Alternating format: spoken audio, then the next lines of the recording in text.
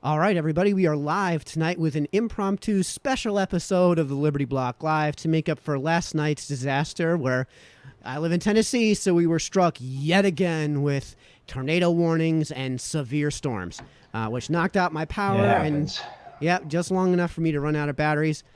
Tonight, we are not going to be doing our toast to Corona because, well, what happens when you lose power in the middle of tornadoes? What else are you going to do when there's no light in the house, no electricity in the house, and the rain is coming in sideways and the skies are green, but, finish off the rest of those Coronas. Have a tornado party. Yeah, a one-person tornado party. So it's too bad we can't do a salute to Corona, but that's where we are tonight. So tonight, as we always do, at 7 o'clock, we usually put out our dumb meme of the week. So I told you we would get that up and running. So let's make it official. There. Dumb meme of the week has been posted to the Liberty Block Live. For those of you at home that want to see what that looks like in our stream, there is our dumb meme of the week. As far as dumb memes from the left are concerned, this was a doozy. I had a lot to choose from. I think that we have to thank, who is this, Joey Thomas, for probably unwittingly submitting this week's dumb meme of the week. Yes, this is mildly a troll, but that's the whole episode. The whole show is a troll. So be it. Yeah. So, folks, you can go on to the Liberty Block's Facebook page, facebook.com/the Liberty Block, to see that meme. Of course, the best comments make the video on Wednesday night, as they always do. So get those comments out there and have fun shredding that wonderfully golden nugget of memery. It's a beautiful one. Oh yeah, it's a doozy, like we've said. All right. Yeah. So tonight too, do we have anything else to say before we get started with the show? I don't think we do. I don't think we have any disclaimers because we haven't offended anybody with the opening of the Corona.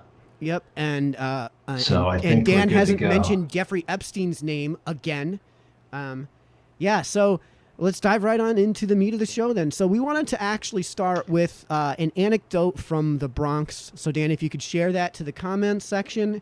This is an op-ed from a doctor coming in basically in support of everything we've been saying. And we're not going to use this as a way to support what we've been saying, which is why we're not bringing it up on the live stream tonight, because this is basically just us making argument from authority. And the point of doing this is because, well, the theme of last night's show was supposed to be spiking, which we will get into momentarily. But the theme of the whole of the coronavirus has been the inability for the left to engage in any sort of good faith. And that's why they're relying so heavily on argument from authority. So if they want to play that game, we can play it right back. Here's a doctor who fits all of your criteria and all your descriptions, saying exactly what we've been saying in contrast to what you've been saying. So Dan, if you want to just give a quick summary of what basically. Yeah, and again, this is strictly anecdotal, but the link is here. It's an article he wrote, which was carried in the New York Post. Essentially what it is, he's an emergency room doctor in the Bronx, low-income area. They, for whatever reason, I don't remember offhand right now, but they went actually out into the community, into the projects, the neighborhoods. Because a lot of these people are lower income, they're considered essential. They're basically the people out there sanitizing all of the stores, and there's sanitation workers, the garbage men, and the blue collar people that are out there making it happen every day. So they decided to go out into the community and test. These were all asymptomatic people that they were testing. The results of the test, and I'm assuming it's from the hospital lab, he doesn't really identify where, but he came up with 43% of people tested have the antibodies, which means that it's in their system. They either had it and thought they had the sniffles for a couple of days, or they didn't have anything at all, because none of them had reported symptoms. And that's his point, is that these are people without symptoms, yet he has 43% of his community that he can show has had corona. They have the antibodies. Right. So basically, the short version of the article is it seems among those who are showing absolutely no symptoms, 43% of people in the Bronx who show no symptoms have or have had coronavirus. Which would mean that the number of people, if you were to extrapolate that to the rest of the country, who have or have had coronavirus is orders of magnitude larger than what we've seen, which means that your mortality rate is much lower than what we've seen. Yes. And this is why he has concluded that the appropriate response is to get rid of all of these mandates for all intents and purposes. We haven't seen his actual research, so we can't confirm any of this. Again, you guys, we've posted a link in the comment section. You guys can go check that out and do your own research on that. Decide for yourself. Yeah, and decide for yourself if there's any validity in his claims. But the point of us saying this is if the left wants to play the argument from authority game, we can play that game. And speaking of doing your research for yourself and what we've done on the Liberty Block here, this is going to be our obligatory moment to say thank you to everyone watching at home. If you like our coverage, if you like our level-handedness, if you like the way we've treated all of this, if you like our show, the thing you can do that can help us out the most is to go ahead and share this video. So if you guys are watching on YouTube, like, subscribe, and of course spew that out onto Twitter or spew that out onto your social media. If you're watching this from Facebook, hit that share button and share it throughout your communities. And of course, commenting on these videos helps with the algorithm defeation too.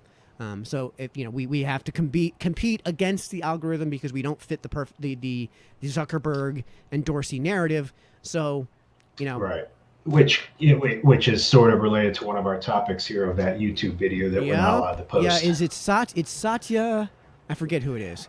No, Satya's Microsoft. Either way, we don't fit the YouTube narrative, and nor do these folks that we wanted to talk to about last night, and we got into last night. And these are two doctors who got their PhDs in virology, epidemiology, and I believe it was microbiology. I can't remember if it's biochemistry or microbiology. When they did their clinical work, the work that they were doing clinically was epidemiology. And get this, folks, they decided to be entrepreneurs. So now they own and run some urgent care clinics, and they are no longer clinicians in epidemiology, which is a ridiculously narrow window of acceptability if you're going to make your argument from authority. And they confirmed everything we said, everything, right down to, like, at some point you're going to have to get this virus or you're going to have to get vaccinated. The only way we're going to be able to get through this is to do one of those two things. And if the vaccine isn't going to come out for another year, then we need to just bite the bullet and take the people who are the huge number of people who are going to be perfectly fine, like we just mentioned, right? And that previous article, of course, was taking place in the Bronx. So obviously the Bronx isn't rural Tennessee or rural Arizona. So your transmissibility is significantly lower throughout the rest of the country. But still, the point is that they confirmed everything that we've been saying. And the theme from last night that's going to carry over tonight is spiking. We can't show it. We can't show clips of this. Right.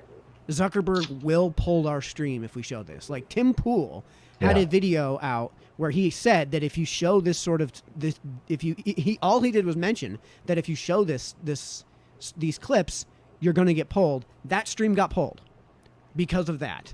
So talking about getting pulled gets you pulled. Right. So, I'm willing to take that risk, but like we know for sure if we show any clips of this video, then we're going to get pulled. So, Dan, if you want to send that link out into the comments section. Are we posting the link?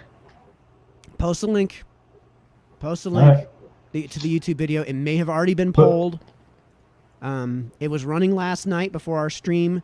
These videos have been pulled so quickly, and YouTube has made a sweeping effort to silence these two doctors.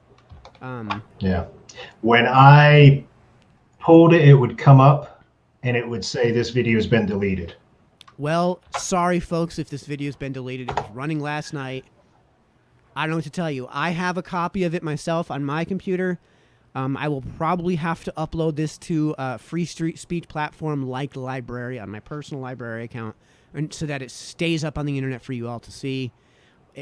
when and if I get time to do that, then I will do that, and we'll post a link to that so everyone can see it. But the summary here is that what they confirmed is that the CDC and the WHO have way underestimated the number of cases in the U.S. This is what we've already said.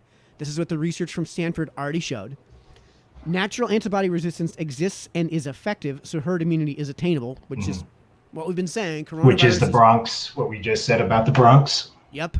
So no, we don't have, what's it called? It's the I forget what it's called, but there's a load of some sort of the antibodies that you can have throughout your system. We don't naturally have that load, but we naturally have the ability to easily develop T cells within our own bodies without any external intervention to combat the virus extremely effectively.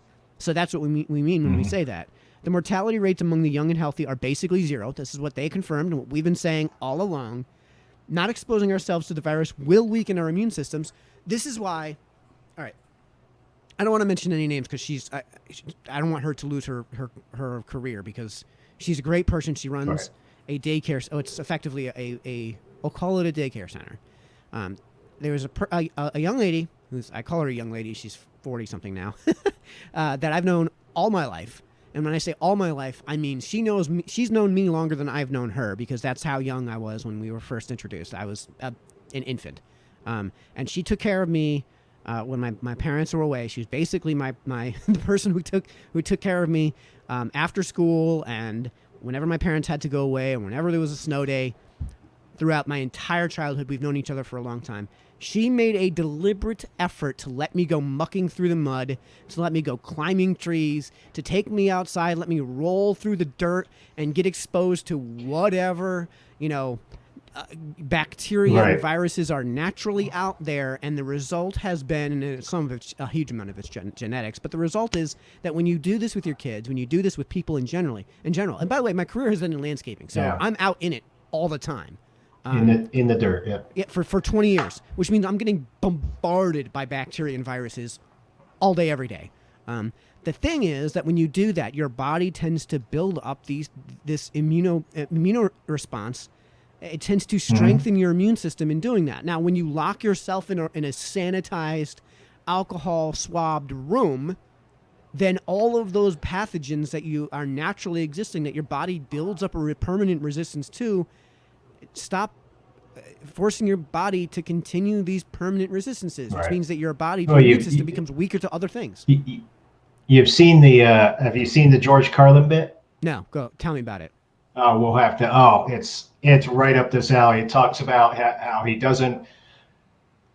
We'll try to find the link and post it if we're allowed to, but it's all over. It's been all over for about 3 weeks now, and I don't know when he did it. It was probably before he died, I suspect. But he goes on about how he grew up swimming in the Hudson River as a kid, and it had raw sewage in it. And as a result of him swimming in raw sewage, he's got this super immunity.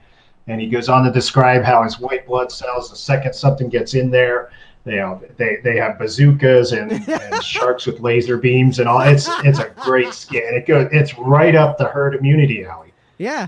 So and it's odd because he's been dead for several years now, and the fact that this thing fits so perfectly into those of us that are saying, "Hey, I want to have it." I actually suspect I had it in February. We found a lab here locally. I'm hoping to get tested here within a week to find out if what I had was this. Yeah, and because of my travels up to New Hampshire and covering these protests, it's very likely that I caught it from them and just never showed symptoms. I have a researcher's dream of an immune system. I'm the guy that doesn't get a sniffle but once every 5 or 6 years. I've had the flu maybe twice in my entire life. I never get inoculated against this sort of stuff either because why waste the time and money? When your immune system is this strong against the flu, like obviously measles, mumps, rubella, etc., those sort of things, no, your body doesn't have a natural immunity to that. So you need to get inoculated. But like we're not. But again, we're not. But again, that kind of goes to what we're talking about. We were talking about this yesterday after your feed went down. That when you think about it, almost all these people that want us sheltered in place and swabbed in alcohol and swimming in pools full of Purell, they're the same people that are so virulent against the people that don't want to be vaccinated. They want everyone vaccinated. All a vaccine is, it's basically a forced herd immunity. Yeah. Rather than waiting for everybody to catch it naturally, you're giving them the dead cells so that they can develop that immunity in a more safe manner. Yeah. Yeah. I mean, herd immunity is the same thing as vaccine immunity. It's just a different way of developing the immunity, right? You're And when just you don't, forcing it quicker with the vaccine. Yeah. right. And we don't have the vaccine. We're going to talk about that soon, later on the show, but we don't have a vaccine. So No. in the meantime, There's only one way to do it then. Dan, tell me that you put your kid through it. You've heard, as a parent, you have to have heard of chickenpox parties. No, I don't think so. You haven't heard of chickenpox parties. Okay. What's that? Well, that's where one kid gets it, so all the moms bring the kid over. Yep. Bring the kids over to get exposed. Yeah, because chickenpox is it's only very rarely a serious illness for children. For adults, it can be worse. Yeah. But for kids, they get it, and it's like, hey, just don't scratch, you won't get a scar. Yeah. Yeah, so I've heard of that, where all the moms bring the kid. Oh, hey, my kid's infected. Get your kids over here. Yep. And that's what we did. Yeah. I mean, I did that. My mom did that. My cousin caught chickenpox. So my mom called up my aunt and said, "All right, let's get the boys together for a party. Let's get them cake. Let's get them hopped up on sugar, right? And then they're gonna have to miss a day or two of school, right? Yeah. And in fact, Which they're not going to complain about. And the thing is that, like, we have a group of people with chickenpox, where if they get chickenpox young as children, they're almost certainly going to be perfectly fine. It's going to itch and be frustrating for a few days, and that's it, right? Almost certainly going to be fine. We have, with Corona, we have a group of people under 40 who are with no comorbidities, who aren't immunocompromised, who are almost certainly going to be fine. Italy is still yet to produce a death under 40 from somebody who wasn't immunocompromised. The U.S. has single digits of this, right? Yeah. No. We have no one under 20 in Arizona. I believe I think it's one or two. I think it's only one or two under 40. Right, and I believe if you go into single digits, because if you go into the infant and single digit range, in the U.S., there are something like 15 people that have died, disregarding comorbidities. Yeah. And in all of those cases, there was some other comorbidity. And again, we've given this disclaimer before. We're not mocking it. Every death is tragic, obviously. We don't want anyone to die, but the fact is that's part of being human. Yeah. The point is, what we've been saying is, when you look at things like the flu and cholera and stuff in some of the third world countries, there are diseases out there that claim far more lives than this. Yet we aren't taking this economy-crushing action. Right, and what we've said ever since I put out the sheep and the wolves thought experiment like 2 months ago is that you have the other group, which is incredibly easy to isolate. Right, it's 2020. Yeah. It's 2020. It's never been easier to tell people who are at risk, stay home. It's never been easier to do that, right? And just like with chickenpox, you have a population, adults, who, if they haven't had chickenpox, if you catch chickenpox as an adult, you're immediately to the ICU.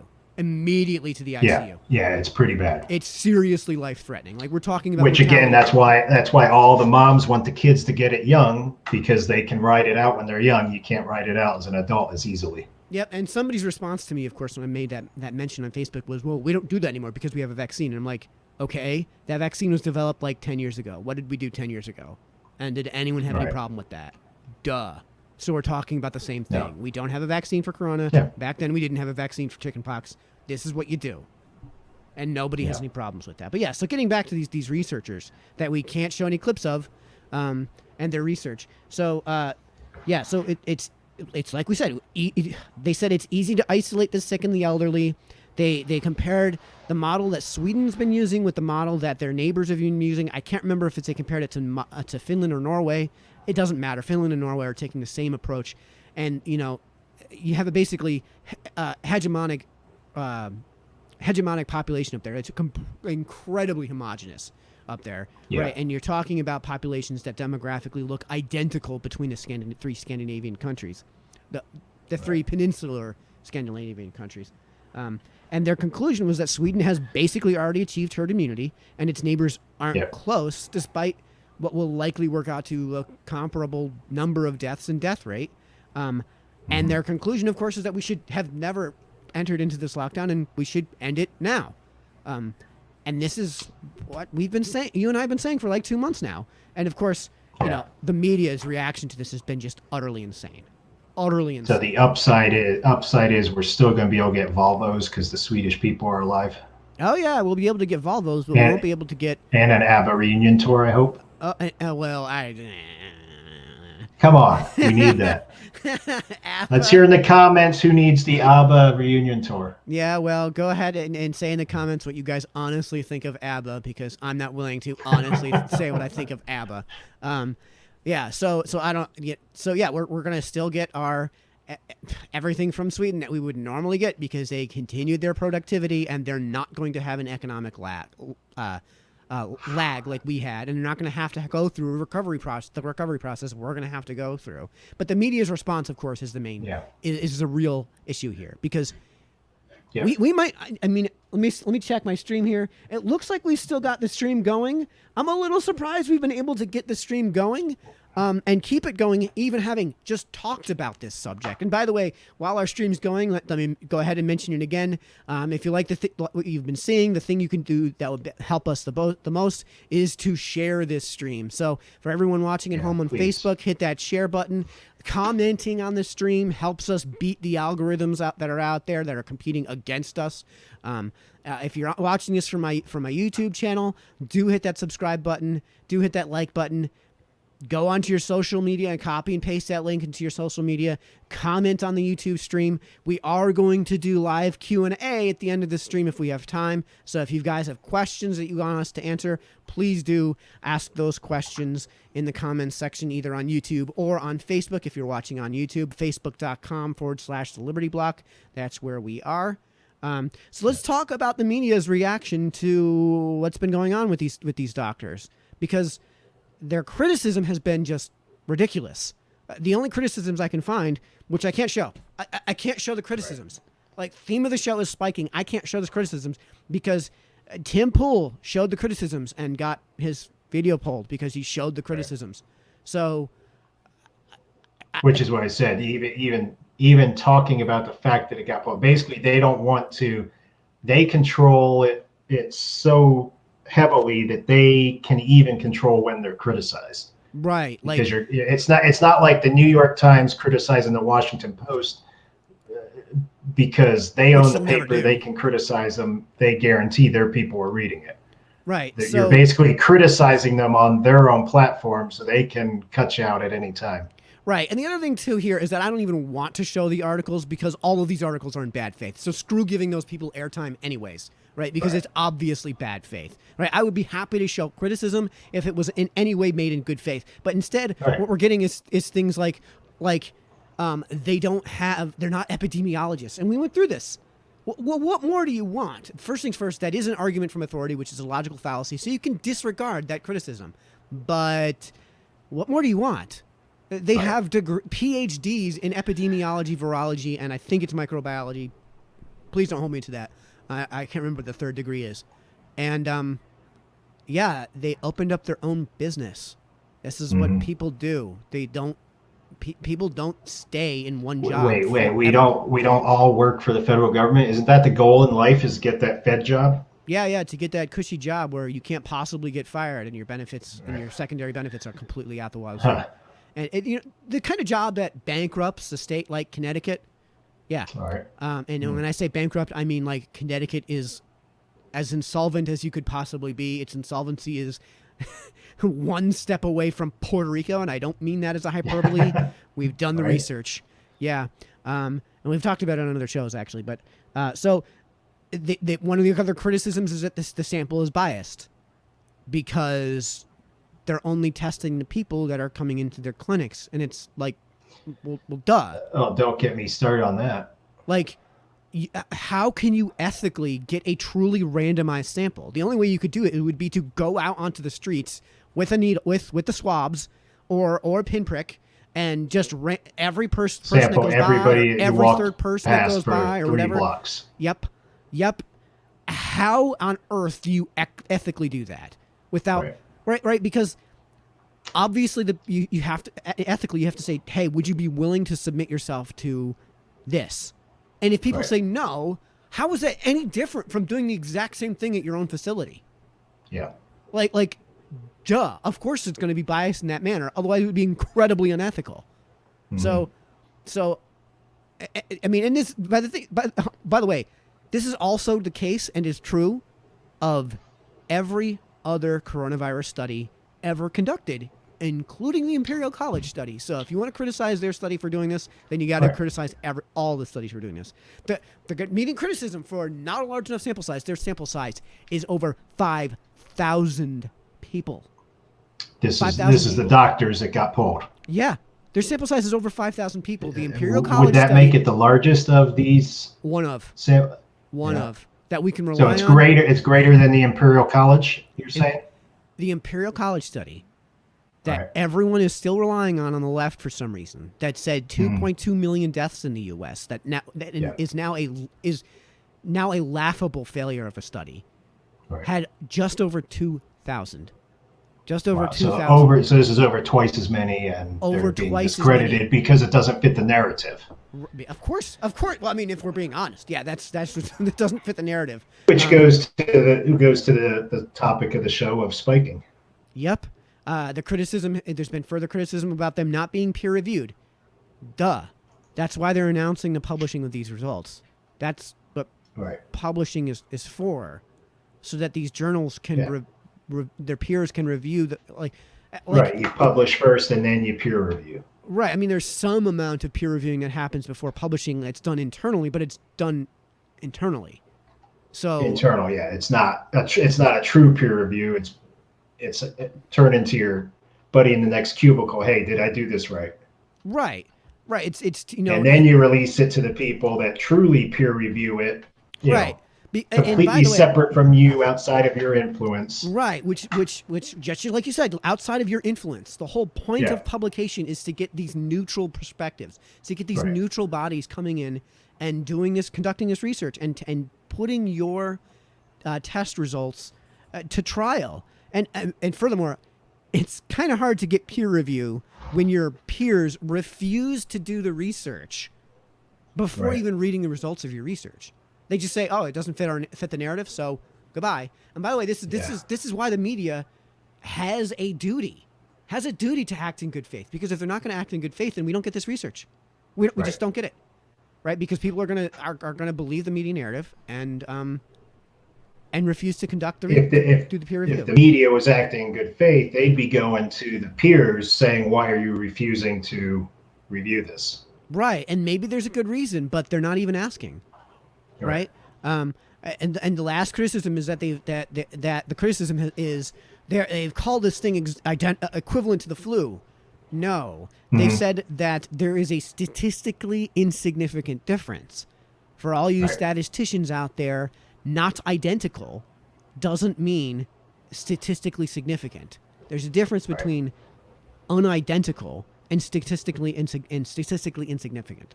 There's a difference between identical and statistically insignificant. And we're talking about 0.2% or lower mortality rate versus 0.1. With these still numbers, pretty good odds. With these numbers, that's still really good odds. 1/10 of 1%, I'll take it. Right, and the idea is like the odds of winning the Powerball are lower than the odds of winning. What's the other really big one? The other really big lottery? Mega Millions. Mega Millions. Right. The odds of winning the Powerball are roughly 1 in 185 million. The odds of winning Mega Millions are roughly 1 in 165 million. I'm going Mega Millions. Right, but there's also a third option, which is these buy some beer with the money. Yeah, because you know what you're getting then. Yes, because these sort of lotteries are just a tax on stupid. And the difference between 1 in 165 million and 1 in 185 million is statistically insignificant. What you're going to do with that is not invest any money in it. Period. That determines whether you get the leather upgrade on your Porsche or not. Mega Millions, you may not be doing that, but Powerball, heck yeah, I'm going with weather. Yeah, I mean they've said that it's about a 2.2% or lower mortality rate, which is in line with seasonal flu, and it is because if you look at the range of results that those doctors give, the lower end of that range does fall into the upper end of the range for seasonal flu, and maybe below it depending on how you line up the range, which is exactly what we've been saying. That no, it's probably not identical. There's no such thing as identical. Right. Well, even year to year, the flu is going to be different. There's some years where we're told, oh, it's going to be a bad flu year, and other years we're told that it's going to be a mild flu year. So even the flu compared to itself has just as much of a range. Yep. Well, Elliot, our fearless leader, has said that he's sick and tired of talking about coronavirus and having us talk about coronavirus. And so we have good news then, is what you're saying. Yeah. So what we're going to do is we're going to. Thank God. I'm sick and tired of being outraged. I'm sick and tired of being sick and tired. So, folks out there at home, we have good news to you because on Saturday afternoon, and I'll share this with you guys at home, on Saturday afternoon, the FDA announced that they were going to allow remdesivir to be produced. So this is the title of the article. FDA allows for emergency use of remdesivir, experimental coronavirus drug. So I'm actually going to go ahead and bring this up on my screen here so we can do this, so we can all follow And I just along. posted the link that everyone can follow along with if they wish. Yep. All right. So let's see if we can read this article and if everything is going to cooperate here. We'll see if that happens. But all right, so the FDA allows emergency use of remdesivir. Well, we're not getting my screen here to cooperate, so we're just gonna have. So let's see if I can read this from this screen. Okay, here we go. I have to zoom in. Sorry, folks, because this is very small font. U.S. regulators on Friday allowed emergency use of an experimental drug that appears to help some coronavirus patients recover faster. It is the first drug shown to help fight COVID-19, which has killed more than 230,000 people worldwide. The Food and Drug Administration, which I'm going to call the FDA from here forward, acted after preliminary results from a government-sponsored study showed that Gilead Sciences' remdesivir shortened the time to recovery by 31%, or about 4 days on average for hospitalized COVID-19 patients. The study of 1,063 patients is the largest and most strict test of the drug and included a comparison group that received just usual care, so that would be your placebo group. So remdesivir's effects could be rigorously evaluated. President Donald Trump announced the FDA's action to the White House. Those given the drug were able to leave the hospital in 11 days on average versus 15 days for the comparison group.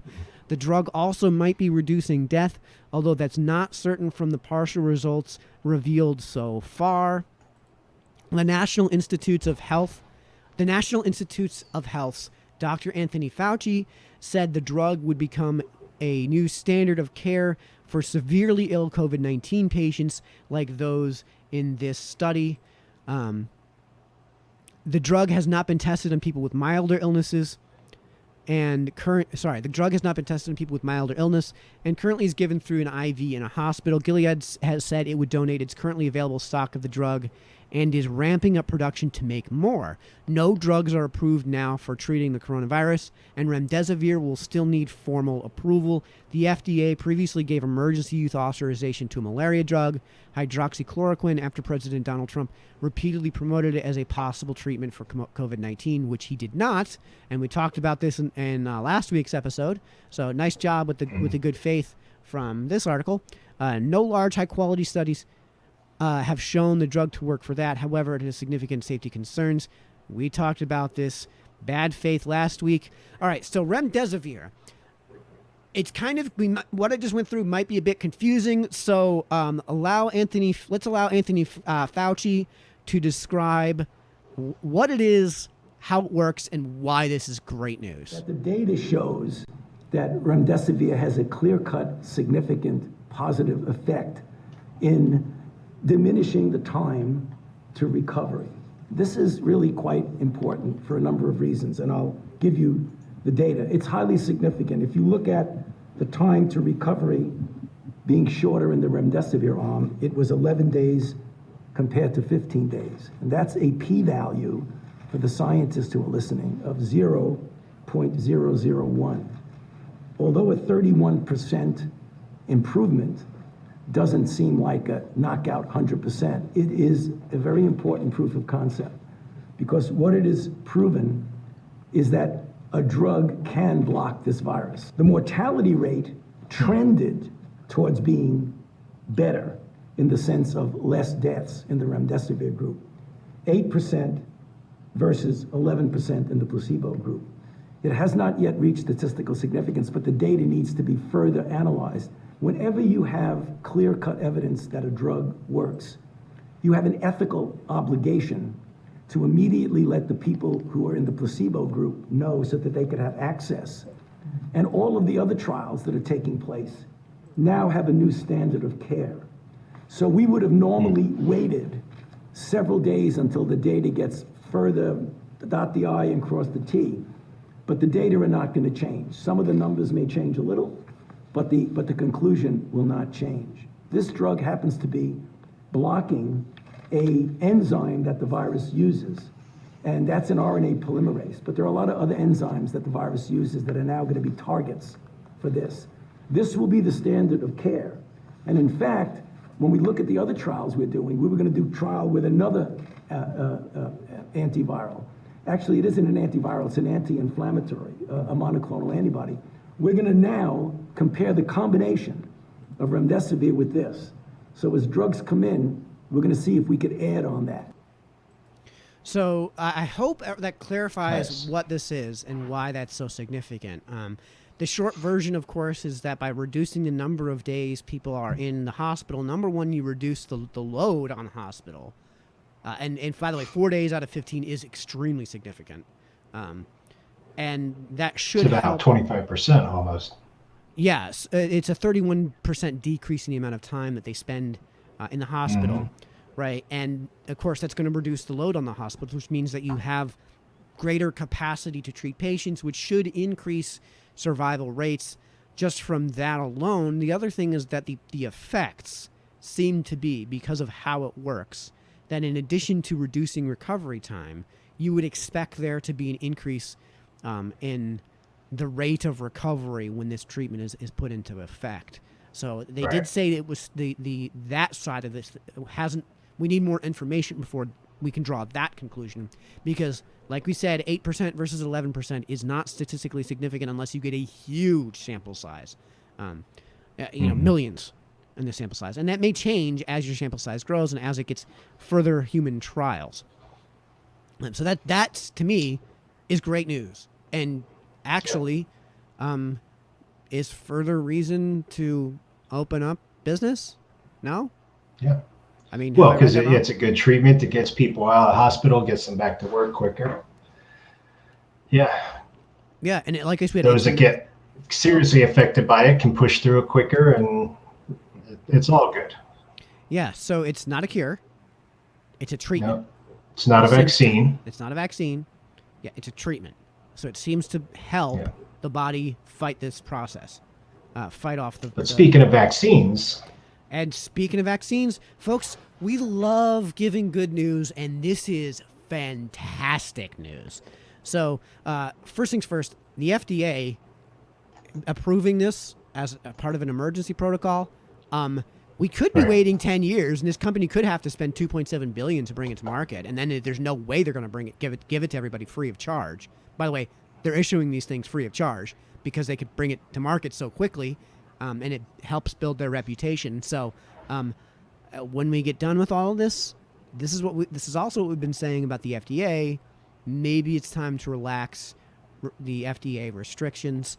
But like we said, Yeah. we've got great news coming in from the National Institute of Allergy and Infectious Diseases, I guess.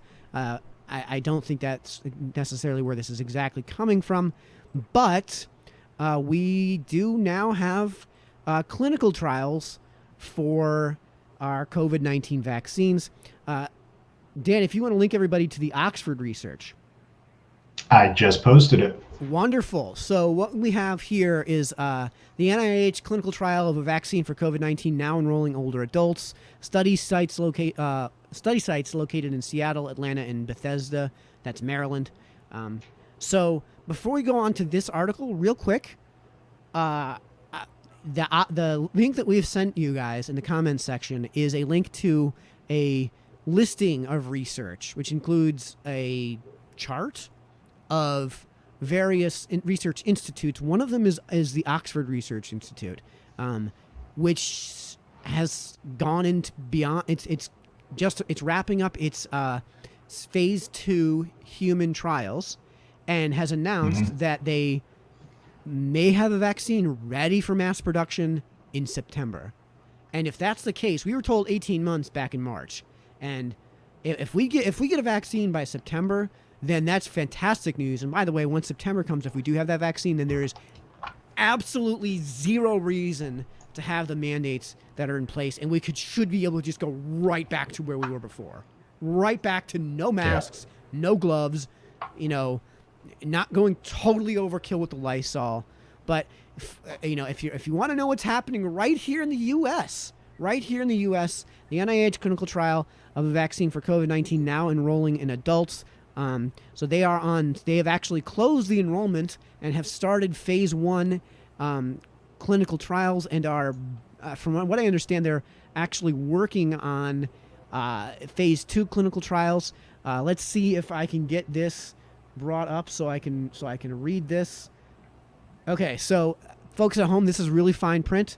So yeah, I understand that we may. Let me see if I have this right. Early last month, March 3rd. Okay, so no, I don't actually have this study brought up on my screen. But we can talk about the gist of it. So if you guys can't read it at home because the font is really, really, really small. Do I have this right? Dan, the link on the stream that's not the scientists, we don't have that. No, I don't have that on our agenda. Oh, okay, yeah. So sorry, we don't have this screen that you're seeing on the agenda, so we can't actually read it out loud for you, although the print is very fine here. But the short version is that we do actually have clinical trials going on right here in the U.S. From this one research group that's doing clinical trials in Atlanta and Seattle. I don't know if they're continuing their clinical trials in Bethesda as well, but this is wonderful news, especially if we can get it developed here in the U.S. And by the way, this is a private investment company that's doing this research and is looking to pump out this vaccine. So private research, like we've been saying. There you go. Yeah. Free market. Pre-market. Yeah, free market. Yeah. Imagine that. Yep. So that's Which still isn't the federal job. How do I get that federal job is the question. Well, I mean, I was about to say something that we shouldn't say on television, on our live stream here. We better not. We're already risking getting booted for other topics. Yeah. So no, that's okay. Cucumber emoji, or sorry, eggplant emoji. Yeah. So we are still, though, seeing the lockdowns, despite all this great news and despite what we've been saying about what's the appropriate way to handle all this. Arizona was just extended again. Yeah, we do actually have some videos from protests that happened in California. It's muted just because the only thing you could hear in it was the helicopter chopper. So this is what it looked like. Hope this is coming in smoothly. I don't know if it came in smoothly or not. Let's see if we can refresh this so you guys can see it again. Let's make a loop and clear up the layer and restart it. Now, well, anyways, I hope you guys. I don't think it came in very clearly because I think we're using up a lot of my CPU to broadcast here, but that's all right. You got a gist, I'm sure, and a gist of what the crowd size looked like. Looked like probably 700 to 800 people there. So we had continued protests. Quite a few. Yeah, we had continued protests in California. We had protesters coming into Michigan's State House. Okay. Mm-hmm. The only videos I've been able to get of this, which are getting pulled from YouTube continuously again, are obviously very heavily edited. And I don't want another instance of the Covington Catholic situation where we dive on footage that doesn't show the whole story and, in fact, has been deliberately edited to make the story look like something it's not. Yeah. So basically what happened was... better not run it then. than Yeah, take that chance. so we're not going to show you the video clips because they may be made in bad faith. It's very likely, I think, that they're made in bad faith, because apparently these protesters did their homework, did their research, and found out what they could get away with in Lansing at the State House as they tried to enter the actual House and Senate floors. They were allowed in the doors of the State House, but they weren't allowed any further than that. And of course, they were chanting and such. That's what happens at protests. These protesters were obviously heavily armed. The reason you are heavily armed is so that you're not subject to the whims of a billy club, because we know what happens when you go in there unarmed, right? You got to those folks on the left. If you guys don't tase me, bro. If you guys don't trust the police, then you guys should be in support of their restraint and their restrained bearing and keeping of these arms. And to me, their restraint should be lauded. No injuries, no violations, plenty of guns, no gun deaths. What does that tell you, Dan? What does it tell you about the gun itself? Does the gun just kill people by itself? Yeah. Like the gun, obviously, all the guns were sleeping that day, because the guns will get up and cause mass destruction left to their own devices. Right. So if I take my 45 and just put it on the countertop and say "gun, kill," it can do that. It cannot. Sorry. Yeah. No one take that serious. I'm the satirical one. No, it cannot do that. Absolutely not. Yeah. So we've seen those protests where the protesters got into the State House and were the claims were that they were yelling at the police officers. It looked more like they were yelling past them and at the doors of the State. That's what I saw. That's what I saw. Dan, could you just reset your camera? It looked like they were yelling loud enough for the legislators to hear them. Right, and if you look at the pictures that are coming in portrait, right, where you can you see the side of their faces, you see people with their fingers pointing past the cops, and you see people with their heads and mouths lined up with the back of the cop's head, so it looks like they're yelling past the cops. And then there's a moment where some police chief, some officer within the ranks of the state police, makes an announcement, and this group of people let him make that announcement. And there's occasionally an interruption, and that group of people shouted out that person that was making the interruption and said, "Shut the hell up! Let this guy speak. We want to hear what he has to say. And if we're going to debate him, let's debate him. But let's hear what he has to say first." Yeah. So, this is in line with what we've been saying, and if the police, it's how the process is supposed to work. Right. And people were saying, "Oh, if this is a bunch of black people, it would be different." I'm like, yeah, it would, because because Gretchen Whitmer would have ordered the state police to stand down and would have let the group run roughshod over the State House and let them issue the heckler's veto. And then the press, of course, would have given these people a complete free pass. Dan, did you get a chance to reset your video there? Because you're a bit frozen up on us. I did. Is it still not? Yeah, it's still frozen.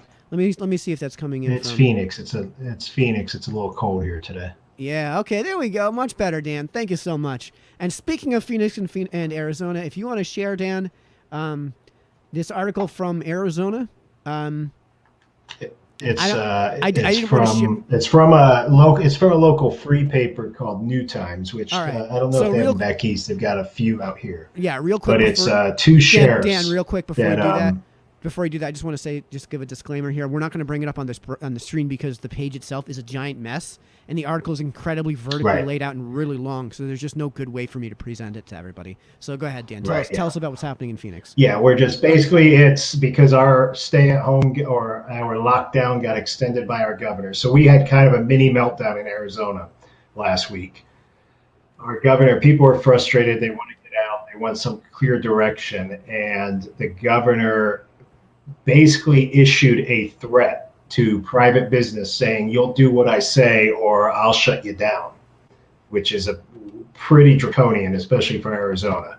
And he's been pretty level-handed until that point, but he he doubled down on it shortly after he made that threat, saying, "Well, if they're a bar or restaurant, they better watch their liquor license," implying that we're going to pull your license if you don't follow exactly what I say. So a lot of people started getting up in arms over that, and that's it's actually led to a recall movement against him. There's people organizing that right now.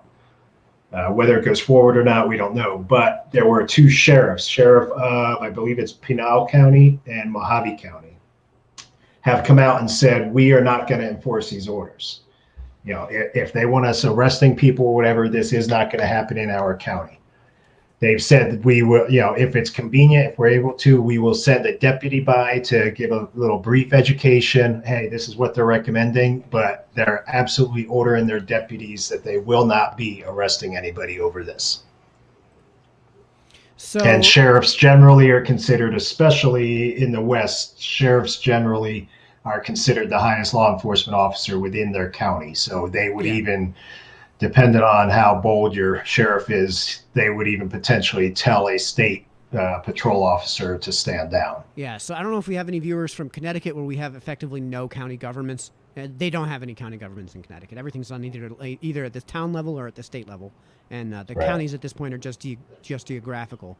And in out west, they have sheriffs. They don't have chiefs of police. And there's an awful lot of autonomy that the sheriffs have that we don't have in the East when it comes to chiefs of police in a state like, say, Connecticut. So they do have a lot of leeway in what they're allowed to do. Right. My take depending on on where you're at, LA County kind of is an urban county, so a sheriff there. San Francisco is actually a city county. It's a city and county at the same time. Place like that, you're not going to get much cooperation out of a sheriff. He's going to be compliant. But out here, we've got quite a few cowboy sheriffs, and they'll speak their mind when they need to. So I think it's cool. I think I like it. I don't know that it's the right approach. I would certainly say that it is far better for the sheriffs to be saying we're not going to enforce this than it would be for the mayor or the county mayor to order the sheriff to not enforce the law.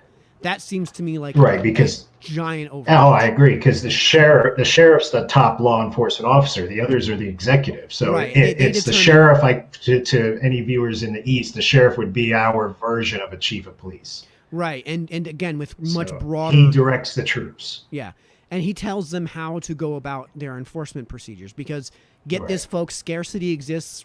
Resources are limited. We can't have every law be enforced all the time. So obviously you take your scarce resources and you determine how you're going to distribute them. And in this case, he's decided that we're not going to waste any resources enforcing a law like this. Again, I don't know that this is the most right approach, because I would almost rather. I'm much more in line with the Gandhi approach. If the law is stupid, enforce the shit out of it.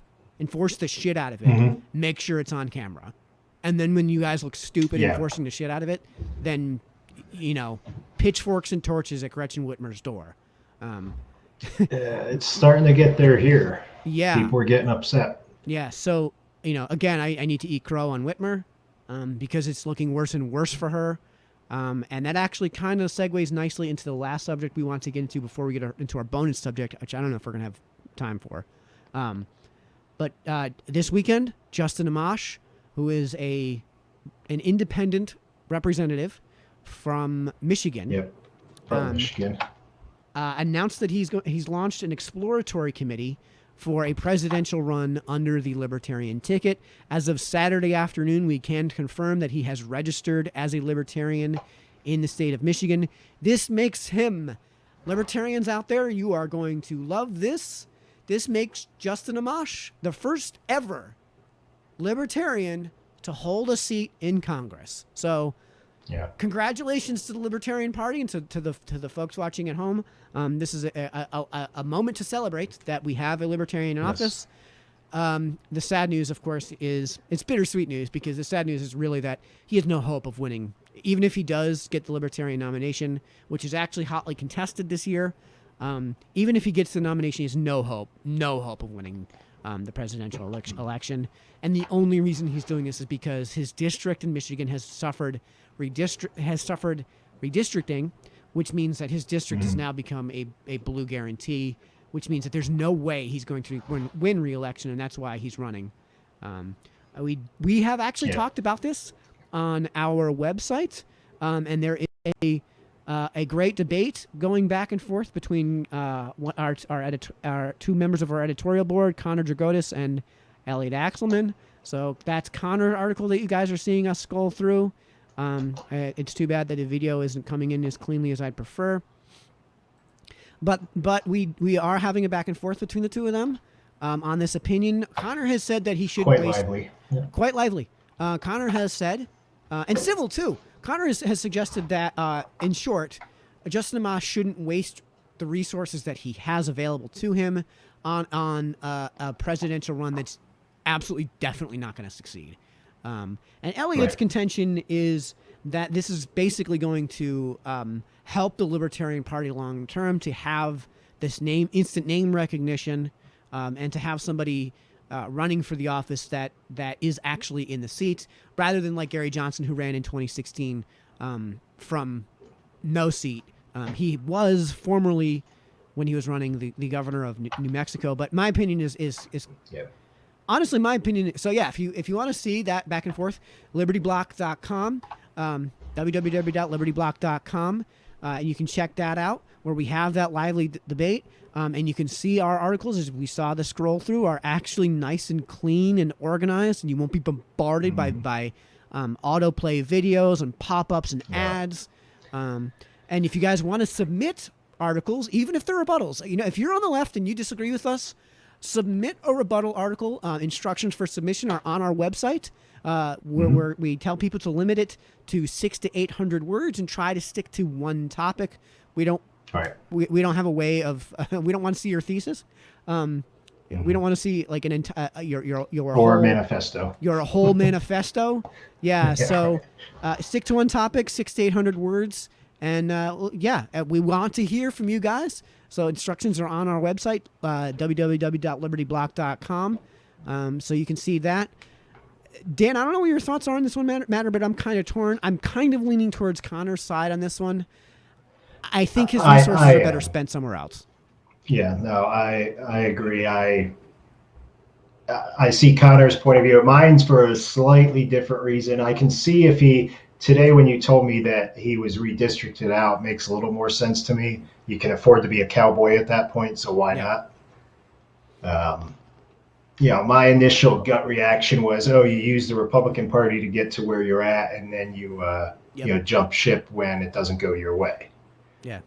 The redistricting puts a little more color on that, and like I said, I can see wanting to be a little more of a cowboy. And I've tried to play your game, and it didn't work. So here's what I really think about you. Yeah, and Justin Amash, so folks know at home, is part of the Freedom Caucus, which is basically just a bunch of Republicans that are libertarians and know that they won't get elected if they don't run as Republicans.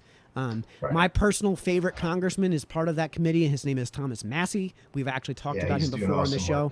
I'm not as much of a fan of Amash as I am of Massey. We don't need to get into great details on that matter.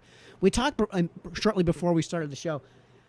Gretchen Whitmer is unbelievably unpopular in her state right now. And what I mean by unbelievably is that the Republican base in what is a perfectly divided purple state is incredibly motivated this time around to go out and vote against her. So, I could see Justin Amash winning as a libertarian or as a Republican against Gretchen Whitmer.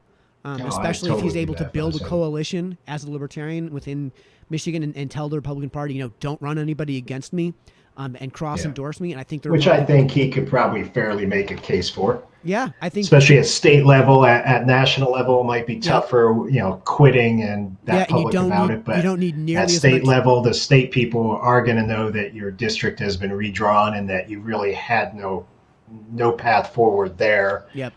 So I think you definitely at state level could get people within the Republican working to assist you. A presidential run takes hundreds of millions, if not billions of dollars to have any success. You don't need hundreds of $millions to get elected as a governor. If you wanted to run for a state congressional or a state Senate seat, I think you'd have a lot of success doing that, even under the Libertarian ticket, just because he has an instant name recognition in his district, at least for sure. And I think that would help the party move forward better. If Have we ever had a libertarian governor? I don't think we have. I mean, What Gary was Johnson. what was Johnson? Was he Ran. not listed as libertarian when he was governor? I don't know if he switched parties on his last. We'd have to look at that. Yeah. After he got elected on the last one, but I'm pretty sure that he didn't. He got elected as a Republican both times, though he was. Although if you actually followed his governancy, he was a libertarian in Republican clothing. Which is fine. Which is fine. Yeah. I'm libertarian in Republican clothing. I'm a precinct committeeman here where I live, and I'm basically in there because, well, for one, the libertarians are pretty disorganized here, but for another, I'd rather infuse the Republicans with libertarian values, right, and try to change them from within. Right, and that's basically and I mean that's basically what's going on in New Hampshire. That they're taking a state that has these values and may have an R next to its name. But they're just trying to reinforce these already existing values, and it may have an L next to its name. So, as long as the values are there, who cares what letter is next to the name? So I don't think we honestly have time to do this really fun article. It's not really even. I'll post the link to it. Okay. So we have a show we have a bit that we do every week. It's called Dumb Memes from the Left. Which we just announced earlier this show, the dumb meme for this week. It's on the Liberty Block's Facebook page, facebook.com/Liberty Block. And the video is going to come out on Wednesday for this week's dumb meme from the left, as it always does. Get your comments in on the dumb meme post that we just put up about an hour ago. And the best comments will make the video. So that, by the way, that also helps us grow. And if you like what you've seen so far and you like how we've handled all this and you like our reporting, the best thing you can do, the thing that helps us most, is if you guys share this video on Facebook right here now. Get your comments in. We're about to go into Q&A, so if you got some questions, this is the time to do it. If you're watching from my channel on YouTube, then hit that like button, hit that subscribe button, copy and paste the URL, and pump that into your social media. So if you guys can do that for us, that'll help us grow and help us fight back against the censorship, the Zuckerbergs and Dorseys of the world that are just love censorship. So, Dan, do you want to read some comments and some questions here? We got a bunch that came in from Facebook. We've got Michael Lunkin speaking about the socialists. That's what they do, and this was back when we were talking about the Erickson being deleted from YouTube. He was pointing out that's what socialists do. They don't want the truth to come out. And then our friend Daniel Miller down in Texas, the way so many people are behaving like sheep. This is when we were talking about herd immunity. He wants to rephrase it. The way so many people are behaving like sheep, perhaps we need to refer to it as flock immunity. Yep. Because, let's see. There's Michael again talking about Fauci. He's not a big fan of Fauci because of his reported links to the Gates Foundation and wanting to push for vaccines. Of course he wants a vaccine. I mean, I have to push back against this. Of course he wants a vaccine. And no, I'm not calling for him to be fired. If nothing else, from a strategic standpoint, Trump is never going to be able to fight back against the backlash for firing Fauci. Fauci, to me, is yes, he's probably getting his information from bad sources, but all he is doing is relaying the information he has. And I don't think it'd be nice. I think Michael's point, though, is I think he probably should disclose his ties if they are there. Because eventually they're going to come out and then they're going to hammer Trump. Oh, you have this guy that's pushing this agenda. That's why you want to stretch it out. I am not willing to do guilt by association. So, frankly, I don't give a crap. No. But he did ask a good question. Are they going to mandate you have this vaccine? This is something that's going to be handled at a state level. There's no possible way that it could go through at a national level. I mean, it would be immediately met with a Supreme Court hearing, they would strike it down. And Dan, I don't know if you can speak towards this. They'd strike it down without even having the hearing. And they do render opinions without. Oh, I forget what it's called when an appeals court. With the certiorari. Well, certiorari is when they grant the hearing. Right. But there's also the Supreme Court doesn't do this as often as the lower courts, but there's a case where there's a thing in appeals, in the appeals process, where an appellate court will render a decision without even having a trial because it's just so facially obvious what's going on here. Yeah, I forget what it's called. Yeah. And I forgot. It's not a dismissal. I forgot my Latin last It's name. not a Prima facie? dismissal. What? Is it prima facie? No, Dismissed on the face of it? No, it's not a prima facie dismissal, because that would require a dismissal, and that's not what they do in the appellate court process. But you're talking about refusing to hear it? no, they don't even have the hearing, and they just say, so if you brought something to the Supreme Court where it was so obviously like a bad ruling, the they just instantly overrule their decision it. is so obvious to render a decision. They had seen it. They had seen it coming up the pipeline and said, "Hey, let's not waste our time. I'm ruling on this now." Right. So this is going to be handled. What he's asked about as far as mandating the vaccine is going to be handled at a state level. I can't possibly fathom how it would be even constitutional at a state level to say you exist, therefore you have to get a vaccine. Now I could see at the local level if towns want to say, in order for your kids to enroll in our schooling program, they have to be vaccinated, which they already do. Then I have no problem with that. They'll have things like that go on. Yeah, and I could totally see towns having a situation where if you want to come into the town hall, then you have to have the scanner gun for your temperature. I could totally see that at a governmental level happening. Yeah. I don't know how you would say that something like that would be anti-constitutional. Elliot did just post an article about how some states are, is it a state or is it a town, is releasing to the public the names of the people who show up with that was that was in New Hampshire somewhere. Yeah, that just came out. So there's no way that's constitutional. That was the governor, I thought. That was Sununu that said he was going to release the names. I thought that was I think it was the governor said he was going to release it so the police would know who had it. Basically, the positive test results. That's right. It's a bad argument, but I can see where the gut reaction was. It's so that as a first responder interacts with somebody, they know to take more precautions than they're first responders. They shouldn't be thinking about that. They know the risk, right? So the number of people is. I'm not saying I agree. Yeah, but I think that was his reasoning. I think that's the way I read it. That was what was going through his mind. It was so first responders knew. Right. So to answer his question, I don't see states mandating getting the vaccine for mere existence. And if they do, then it will be a giant lawsuit. And a huge part of why I don't see it happening is because any governor that does this knows they've lost their governorship, knows they're not getting reelected if that's the case, with possibly the exception of Cuomo, whose popularity among his base. But some people on their way out the door might do it. Oh, you mean like a lame duck candidate? Yeah. Yeah. Look at Virginia. Let's say Northam was on his way out. You've got a hardcore House and Senate there. What would keep him from saying, "Yep, screw you guys, I'm doing it"? Northam is maybe the only exception that I think would fit that description. But he's not lamed out. I don't think so. He wouldn't do it. You're right. He wouldn't do it until he was on his way out. It's such an obvious overreach that I don't see. And by the way, this is not me making an argument against getting vaccines. By the way, I am very much if I had kids, they would absolutely be getting their vaccines. I'm vaccinated. My kid's vaccinated, but I don't believe in forcing somebody to do it. Right.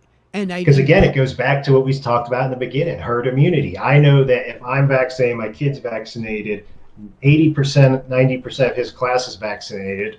The other 10 don't really need it. Well, I'm not even willing to make that argument. My argument is more of, if a town wants to assess their risk that they're willing to expose themselves to and say, in order for you to enroll in our public schooling system, you have to have your vaccinations. Fine, because there are such things as private schooling and homeschooling. Now, if the town makes it literally impossible for you to homeschool and there are no private schools that you're allowed to attend, then obviously you have a constitutionality issue. And that's my problem with something like you merely exist, therefore you must get a vaccine or face the consequences. Right. That to me sounds like you've got a serious constitutional issue. Let's see if we got any more questions here. I don't see any more questions. Okay. Why would they even get a list of names as a governor? Very good question. Very good question. I don't even know how. Yeah, I didn't see that in the information that was provided in the article that we read. I didn't see where maybe his state institute of health or whatever has to give him a report or something. I don't know. Well, the report. But it doesn't have almost to seems like disclose that's a names. HIPAA violation. That has to be a HIPAA violation. That has to Yeah. be. Right? Like you're disclosing personal information about your health. Somebody I saw did make a comment. I didn't have time to research it, but they said there's a provision within HIPAA, and again, I don't know that's true. This is just a comment I saw somebody make. There's a provision within HIPAA for essentially the first responder argument, and that's where I thought, okay, maybe that's why Sununu was doing it, because again, this was just somebody's reply. Right, saying but that that's, there is that provision. specific to the individual and specific to the request of the emergency responder treating that individual. It's not a broad, like, here's the list, right? Right, like, that they carry around with them because, someone's having a heart attack. You're not going to pull out the list and, oh, wait, are you on it? Right. I mean, the idea is that if you have somebody who has, I don't know, let's say a heart condition, right? Yeah. And you need to know if you need to give them emergency blood thinners as an EMT. I don't know. We'd have to have Elliot on. I don't know if this is ever the case. Yeah, but let's say you've got to give somebody blood thinners because they're having some sort of, or maybe they're on blood thinners and they're having a heart attack. Right? Yeah, and you don't want to, Then you want to know that they have the blood that they're on blood thinners while they're having the heart attack. So you don't give them treatment, something to make it worse. Right. A treatment might require that. Now that's information that you would get at the time of service at the request of the EMTs. Otherwise, there's no way to know that, and there's no reason for them to know that. I mean, that's just wildly inappropriate for them to just, pull his wallet out, get his driver's license out, look at his ID, get his information, and boom, we have all that information. And again, if the guy refuses treatment, DNR. Yeah. This is why DNRs exist. Because you should be people allowed to just refuse treatment. They don't want to be hooked up to everything. Yeah. Turn me into RoboCop. You can stick whatever artificial experimental appendages on me you want. Give it a shot. Yeah. All right. So I think we're just over our hour mark here. We're trying to limit ourselves to an hour. It's not going to ever happen. Try. Yeah. But I did post just for fun. If everyone wants to go and look at and give our friends at PETA some love, because it turns out there's a video game, if you haven't heard of it, called Animal Crossing.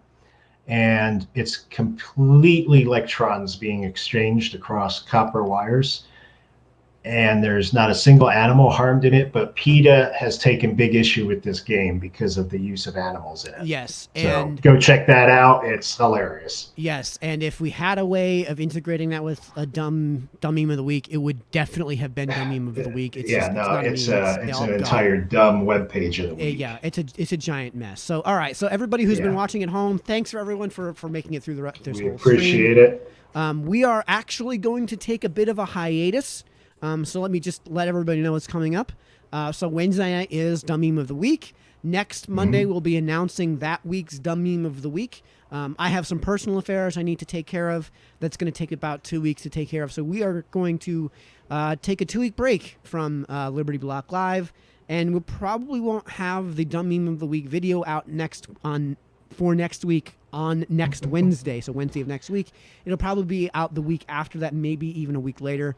I've got some personal affairs I've got to take care of, so apologies to everyone who enjoys their dumb memes, but it's going to be a while. And apologize to everyone who has been kind enough to join us here with the Liberty Block Live. If somebody with the Liberty Block is going to fill in for me, we will let you know. Otherwise, we're going to take a bit of a 2-week hiatus. And we will let you know if I can get back to this sooner. So yeah, everyone from me and Dan who's been watching, thank you. Thanks for joining us. Yep. See you in a couple weeks. Good night, everybody.